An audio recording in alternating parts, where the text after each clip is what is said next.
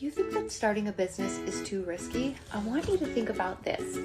All of life is kind of risky, actually, if you think about it. Getting out of bed in the morning is risky. You could fall down the stairs.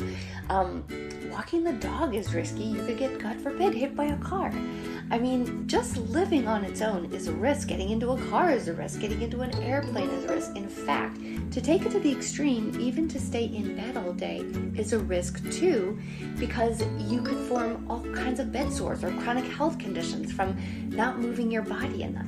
So if all of life involves risk, why don't take the risks that move you in the direction of your dreams? See, a lot of times people say that, business is too risky, but not starting that business is a risk too.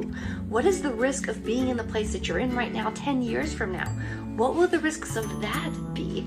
So here's the conclusion. What you want to do is you want to map out what is important to you. What is meaningful to me in my life? What do I want to be able to say at the end of my life that I did? And did I take the appropriate risks to move myself in the directions of my dream? That's really how you deal with the fact that, yeah, it's risky, but that's okay.